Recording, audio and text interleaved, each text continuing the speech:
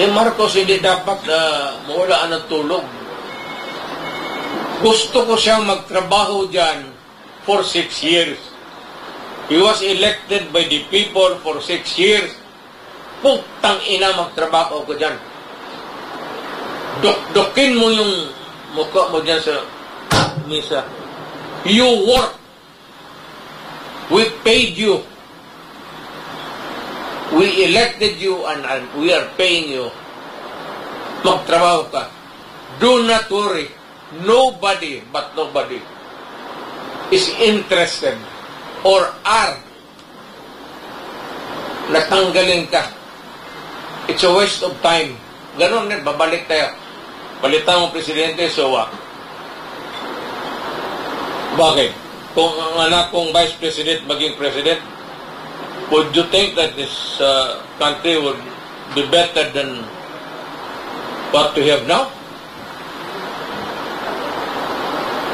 It's not a guarantee just because I'm not interested. As a matter of fact, I'm praying that he should live until the very end of his term. Wala akong ano kay Marcos. Gusto ko siyang magtrabaho kasi binoto natin siya. Magtrabaho ka dyan at gawain mo para sa bayan.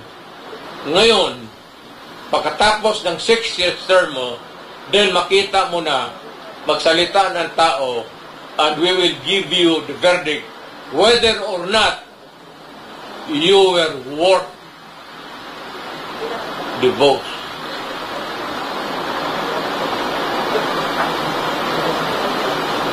Yun lang na, hindi mo kailangan i-oust mo yan, ikudita-kudita, wala yan. Pagkatapos nila, sabihin mo na, ikaw, ang grado mo, ito. Pag maganda, 95 ka, Mr. Marco.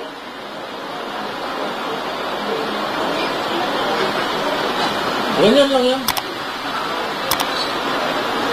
Ano kaya yung mga takot-takot na yung... Wala yan. Relax ka lang. Walang interesado putang ina.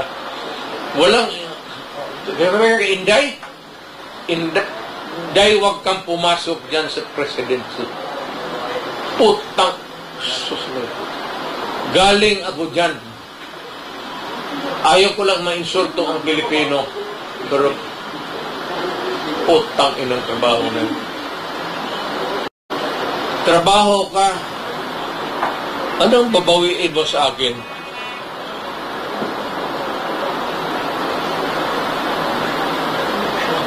Hindi ba na ako nag-rock and roll?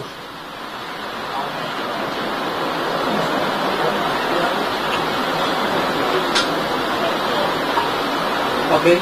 Sige. Sir, recently, Vice President posted po and confirming that three Dutertes will run for Senate this upcoming 2022 midterm elections. For the record, how true po? Yung tatlong presidente, na mabuti ito, nandito tayo sa Tacloban, dito natin malaman ang totoo. Nawala ka kay Inday? Sus Mario, i-jamming ka niya na gusto. Wala naman, pag malabag yung mga tanong, ito, si ano, sagutin ka ng balabag niyan. Saan ka makikita dito, tatay pati dalawang anak, magtakbo ng... So it's not true. Ano ba? Ma'am, auntie, hindi na ako bumalik ng politika. Tapos na po ako. Laos na ako. Wala na akong panggastos, wala na lahat. Ang naiwan sa akin siguro yabang. Hindi naman ako galit. Wala akong galit. Si Diling walang may galit sa akin. Akala niya ako yung, ano ba eh. Pero wala dyan kay Inday. Alam mo si Inday pag... Saan ka nakikita ito magsabi, tatay pa dalawang anak magtakbo ng Senado? Ano gawin namin sa Senate? But, palagay natin, tatakbo kayo, manalo kami. Magharapan kami mag-ama doon sa sino. Ano ko namin doon? O anak, buto tayo dito ha, itong ano na ito. Ikaw, ayaw ko, kontra ko dyan pa. Loob ko na. Kung mo wala kay Inday, huwag kayong kumagat kay Inday kasi yan si Inday, ano yan. Kagaya ko na yan,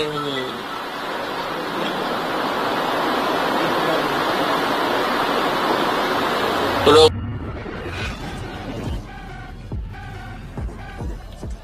At least doon sa lugar nila. And punta na lang ako dito.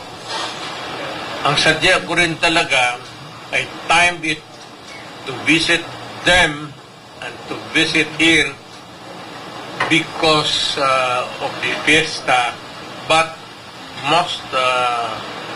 more importantly rather, is yung Yolanda na pinuntahan ko nung tragedy that happened many years ago. Tinignan ko lang yung kung ano ang ang buhay nila. Kinumusta ko lang. Wala akong pumunta lang ako ng simbahan just to thank God for the journey here. Nagkandila ako just like any Roman Catholic. Tapos kakain, but paalis na rin ako ngayong hapon. Sir, isa na lang. Ano ba ang nakita mong sitwasyon nila, sir, ng mga Yolanda? Sa? Yung sitwasyon nila, sir, ng mga Yolanda survivors. Well, I'm happy that they have at least there's a regrowth of the place, and although I was not able to talk to them intimately because kulang yung panahon, but to see the smiling faces, but you know, if there is one tragic event in my life, marami yan eh. Matayan ka, gano'n. May isa akong event na nagkaroon ako ng trauma. Yung Yolanda. I will not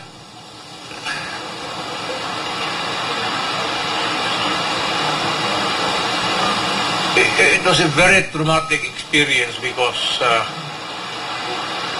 ewan ko kung nandoon kayo, but I was there right after. I could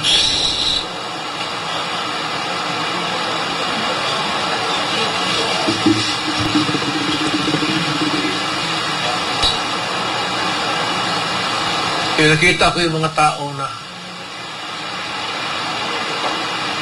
I had to navigate my way towards the regional office of the police to talk to them. I was only mayor lang ako noon. Pero sinabi ko na sa kanila na yung tulong ko, maswerte yun because at that time, the new ambulances kaka-deliver lang sa syudad. About 10 brand new. So, nung nangyari yun, we were all ears was listening to what was happening here. I said, because I was born here, yung parang umbilical cord ko konektado dito. May roots ako sa latex. Kaya ako, kinargahan ko lahat ng 5 trucks. Ito yung ambulansya ko. Then pag kinabukasan, nag-chopper ako. Then, it was when I landed na papunta ako doon sa regional command.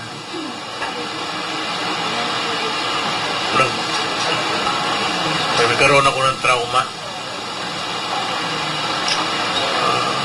Hanggang ngayon.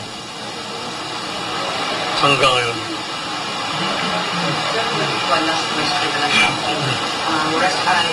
While ago, Congressman City, sabi niya, bakit kaya daw pumunta rin sa measures na hindi ko naman yung ginagawa for my 6 years in presidency. Going transfer. Sa bakit ang pupunta? Pupunta ako ng simbahan, ma'am.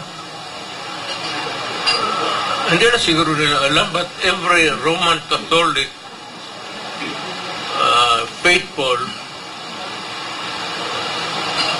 maybe not always, but you have to go to church. Laking ano talaga ako At naling ako, tatong San Beda ako puro pare yan. So, I was there. Parang second nature na namin yung gano'n. Ewan ko sa iba. Next network. It comes naturally. Reaction lang po yung pag-resign ng anak mo as Deputy Secretary. Bakit mo nagbitiw si Vice President Sara? I really do not know the reason why. I do not talk to my daughter, and I would not want to talk about it. Si Sarah kasi has her own mind, and we do not talk itong ganito sa trabaho niya. She's parang may distansya kami ni Sarah. Wala ba kayong pinag-usapan dito? Wala. Okay. Next network. Former President, nganong mahadlok man sila, mudagan mo? Kung sa'y rason nga naghadlukan man mo, Mudagan. kung mudagan man mo, mga Duterte, ikahadlukan man mo, nganong rason nga nahadlok man sila ninyo? Kay Tagalite, manggod me. Okay. Anak. May, guys, kasi kaskin yung asa mamumutana with the waray side, naman ko yung mga parinting ng waray, kay usa na ba ning late niya to? So, pag-traverse lang yung mga on the Visayan side, nangitag kapalaran dari sa so, hadlok sila kay mga taga-Leyte men. So, hadlok sila sa Leyte vote. May follow-up question ka? Okay, talang ko ba? Oh. Pagtalong kay naman ko, siguro kay kung na ikaw sa report, nabutan sa 2028, isa may tinuungkod na kontra sa administrasyon. Kana mo'y matubag na to og mo konsulta ta sa Ginoo. Layo kay na it's too distant really to give a reckoning of what will happen in between year 28 to karon. Anything goes na di tawo kanon kay ana. Diyos ray kay bawa na. Eastern Visayas?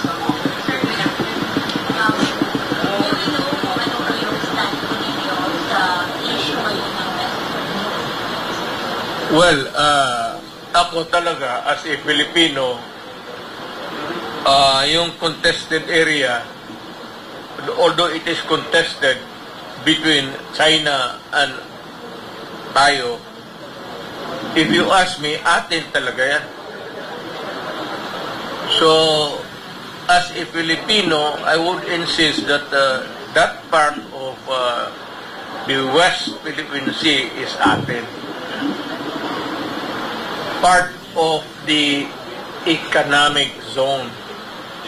Ang territorial waters lang actually historically 3 miles. Pero yung economic zone is 12. And beyond that is the, well, parang part of your sovereign entitlement.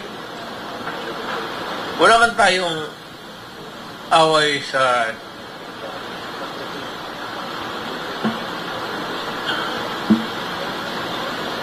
relax na lang akong wala man tayong away sa China noon. We were free to fish in and out of that area. Nobody was bugging us, and there was no issue of territory. We were not molested. We went there to fish, to make my countrymen to make a living undisturbed. Ito na lang ngayon na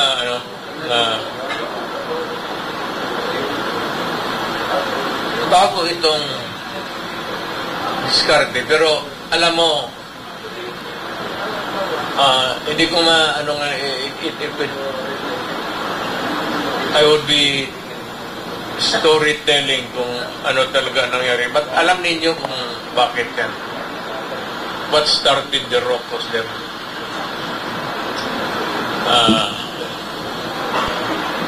Well, let us start by never mind the people that America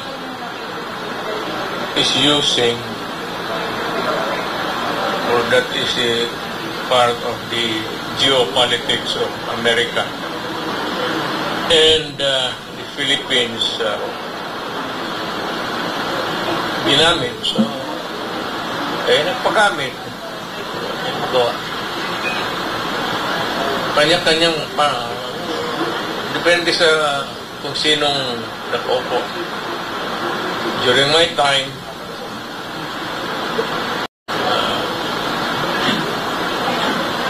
I do not even remember a day of the 6 years that I was president na may kausap akong Amerikano sa Malacanang. I do not even remember receiving the ambassador of America.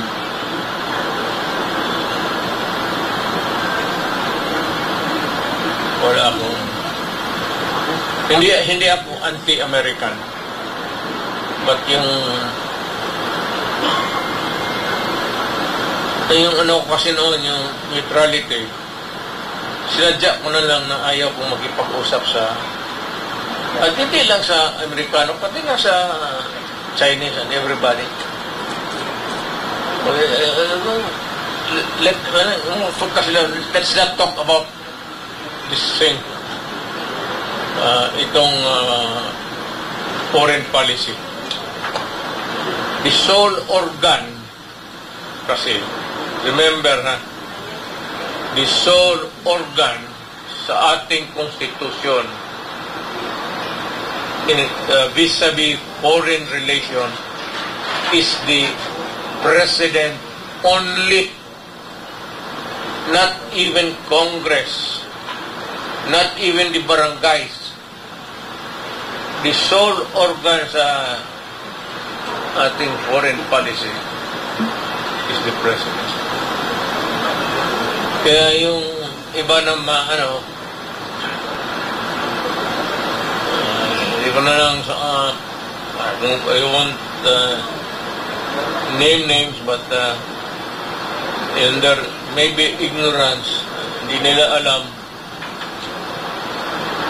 So yan. So kung anong sabihin ni Presidente dyan, basta foreign relations na anything outside of the country, Presidente yan isa lang. Follow up muna, then new question. Follow up question. Is turn to sa Sir, having said this, ano po yung nakikita natin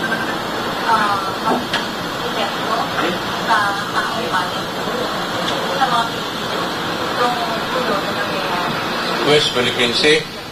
Well,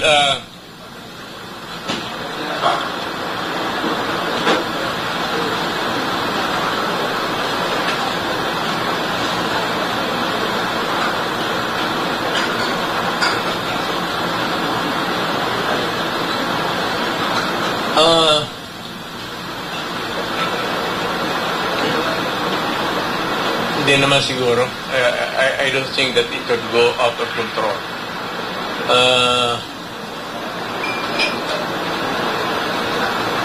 Hindi naman, we have not reached that level of animosity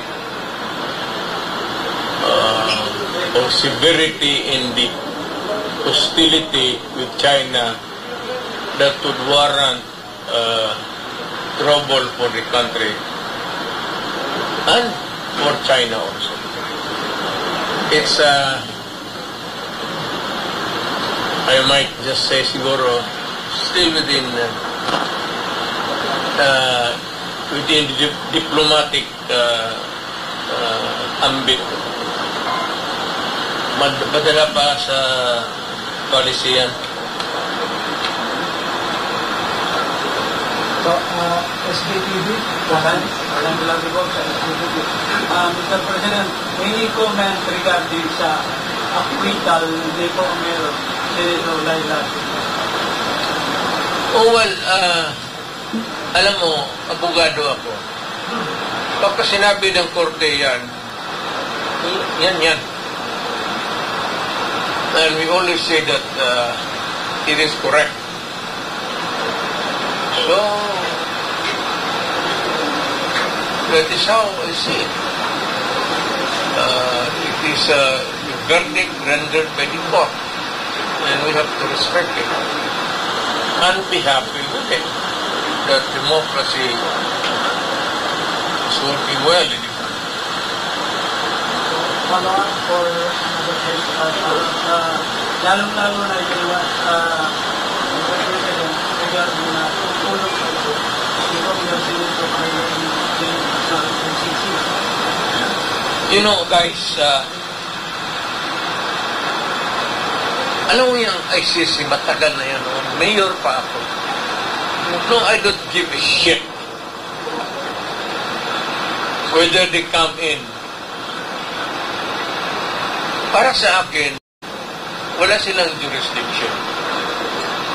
We are not part of the ICC. Umalis na tayo.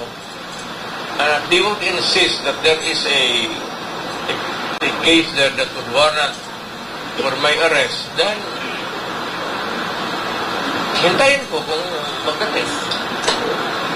And I would like to see, ayaw ko yung Pilipino na police o NBI magpunta sa harap ko.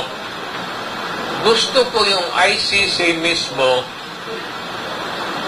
magdala-dala siya ng papel niya, warrant, kung sino man yung ihudiputan na yun.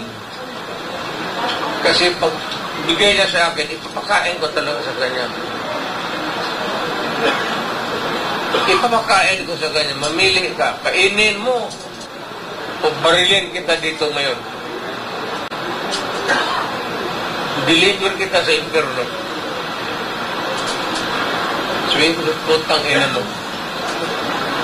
Kainin mo, pag hindi mo kinain yan. I've done that before with other persons. I will do it again. Maraming beses na ako sa mayor ako noon na pinapakain ko yung mga extortionate. Susubo ko talaga bunganga nila. Tapos, pinapatong ko yung snub nose ko sa tainga nila. Kainin mo o pasabugin ko yung mukha mo.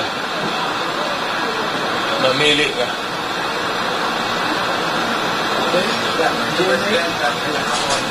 Ano po yung reaction ninyo doon sa ulang punta rin na makbang na ito with Mayor Patrick na hindi ginatuloy. At kaya naman, medyo nabantaan pa si Rodney Paligon na maaaring mapupusasan kanina ng Sunday sa Northern Barangay. Alam mo, itong maisob, let me be very clear on this. Itong hakbang maisob does not call for the ouster of the President Marcos. It does not call for his resignation. It does not call for any, even to change his clothes for the day.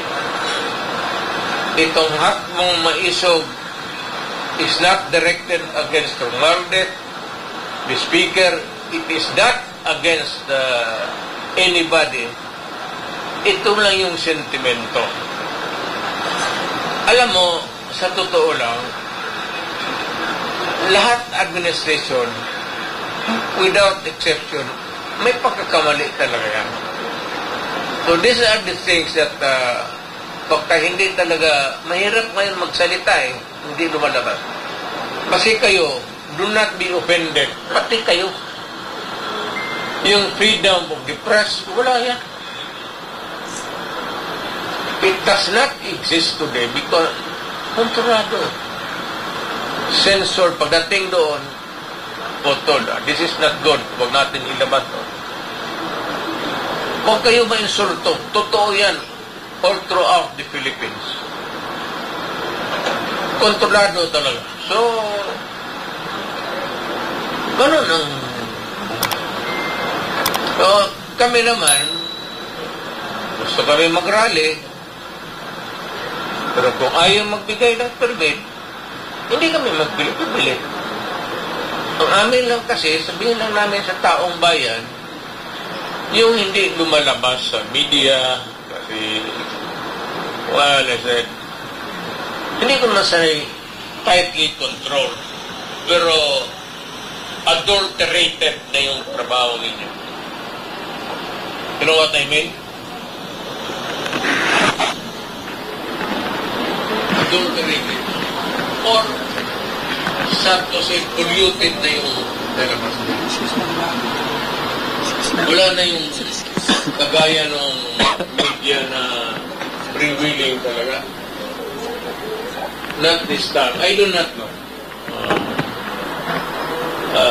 I cannot really give a specific reason why. So, hanggang dyan lang ako. From afar, from a distance, yan ang nakikita ko. As a former mayor, and I'm sad. Kasi nung panahon ko, kayo, magka-diretsahan na lang tayo, wala akong ginawang gano'n. Wala yung mga editorial,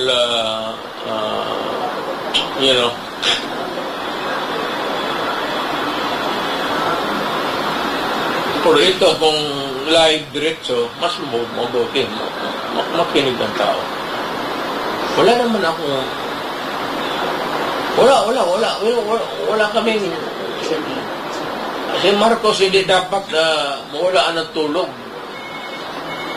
Gusto ko siyang magtrabaho dyan for 6 years. He was elected by the people for 6 years. Putang ina, magtrabaho ko dyan. Dok-dokin mo yung mukha mo dyan sa misa. You work. We paid you. We elected you and we are paying you. Magtrabaho ka. Do not worry. Nobody is interested or are natanggalin ka. It's a waste of time. Ganon din, babalik tayo. Balitan mo presidente, so what? Bakit? Kung ang anak kong vice president maging president, would you think that this country would be better than what we have now? It's not a guarantee just because I'm not interested. As a matter of fact, I'm praying that he should live until the very end of his term. Wala akong ano kay Marcos. Gusto ko siyang magtrabaho kasi binoto natin siya. Magtrabaho ka dyan at gawain mo para sa bayan. Ngayon, pagkatapos ng 6 years term mo, then makita mo na magsalita ng tao and we will give you the verdict whether or not you were worth the vote.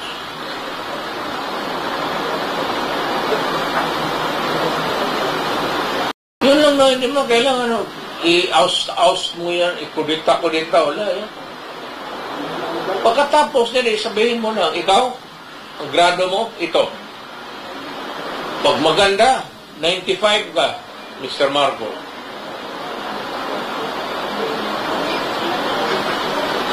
Ganyan lang yan. Ano kaya yung mga takot-takot na yung... Wala yan. Relax ka lang. Walang interesado utang ina. Walang... Inday, wag kang pumasok dyan sa presidency.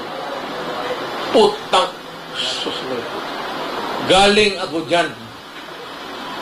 Ayaw ko lang ma-insulto ang Pilipino. Pero putang inang trabaho na yun. Trabaho ka.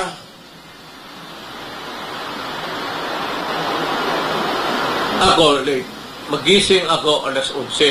Magkain ako, ligo, kain. Tapos bihis, punta lang opisina.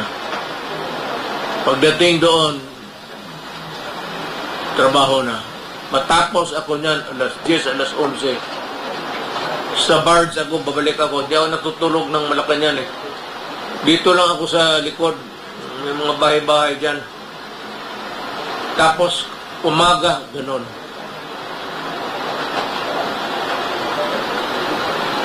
Kasi ang sweldo mo, ganun lang. O ako, ito, nakikinig si Inday. Iwasan mo yung president.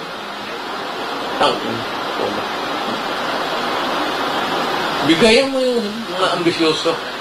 Na ngayon, kung yung may mga ambisyo maging presidente at may sariling agenda sila para sa kapakanan nila, ayan ang ibang istorya. Okay, Semenay. Sir, may hapon. Sir, dineclare ng mainsog yung June 30 na National Protest Day. Ang pa, kaliwat ka ng ginagawang rally ngayon sa Pilipinas at sa abroad. Ano pong masasabi po ninyo dito, sir? Well, it's not, maisog is a group of, ano yan eh. It's not me actually. Maisog is not me and me is not maisog. Iba yan, may ibang mga ano yan, ibang tao yan.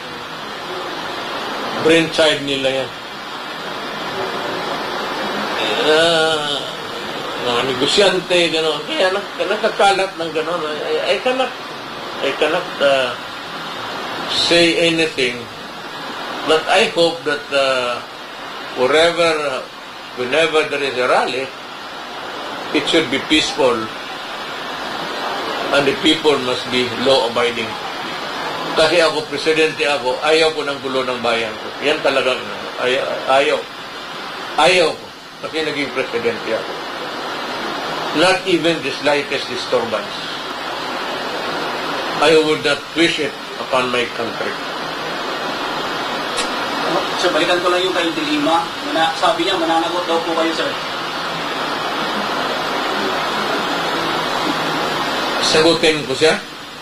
Yung sabi niya, sir. Baliktad na ito ngayon. Siya na magligaw sa akin. Mananagot ako. Ano, isagot ko siya kanya. Pero sige, okay lang kung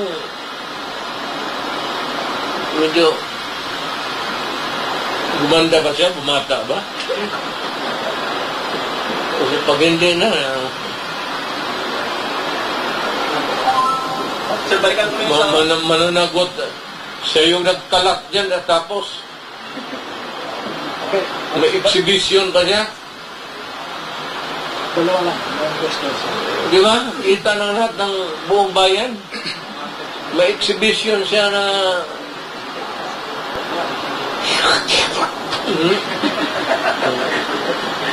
bilib ako po tayo na.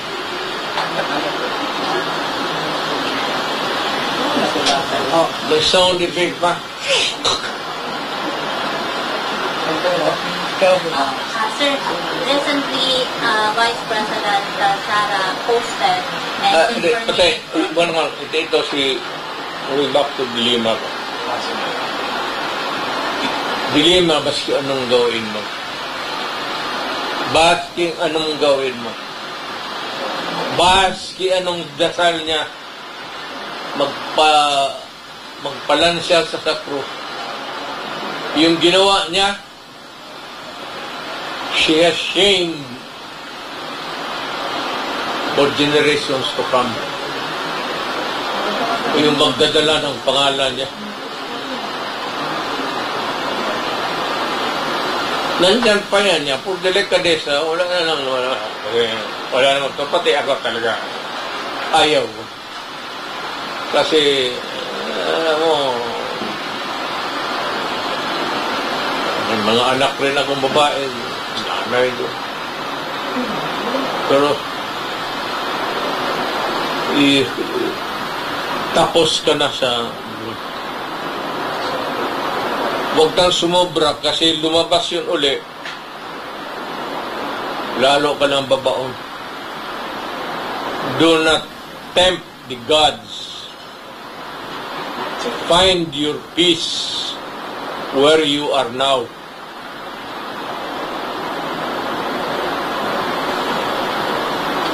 Huwag kang kumalikot ng away kasi pagsisihan mo yan. Anong babawiin mo sa akin?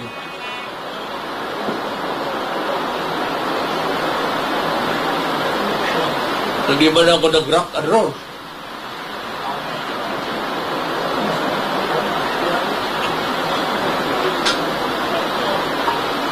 Okay? Sige. Sir, recently, Vice President posted po and confirming that the three Dutertes will run for senator this upcoming 2022 midterm elections. For the record, how true po Yung tatlong presidente. Mabuti ito, nandito tayo sa Tacloban, dito natin malaman ang totoo. Nawala ka kay Inday? Sus Mario, i-jamming ka niya na gusto. Wala naman pagbalabag yung mga tanong, ito si ano, sagutin ka ng balabag niyan. So kung makikita dito, tatay pati dalawang anak magtakbo ng... So it's not true. Ano ba? Ma'am, auntie, hindi na ako bumalik ng politika. Tapos na po ako. Laos na ako. Wala na akong panggastos, wala na lahat. Ang naiwan sa akin siguro yabang.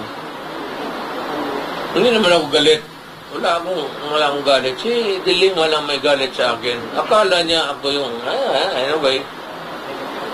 Pero wala dyan kay Inday. Alam mo si Inday pag... Saan ka nakikita ito magsabi, tatay pa dalawang anak magtakbo ng Senado? Ano gawin namin sa Senate? But, palagay natin, tatakbo kami, manalo kami. Magharapan kami ng ama doon sa Senate. Ano gawin namin doon? O anak, buto tayo dito ha, itong ano na ito.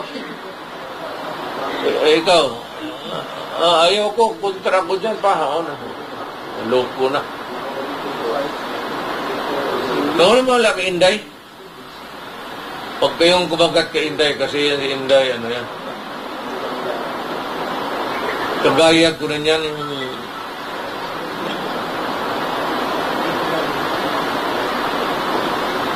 Pero ako nag-mellow down na akong tanda na. Follow up? Wala pa. May follow up ka, wala pa, di ba?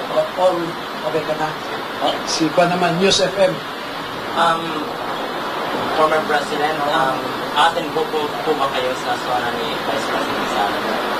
Again, medyo Attend po ba kayo sa zona ni Vice President? hindi ko nga alam kung imbitado. I am not even sure if I'll be allowed to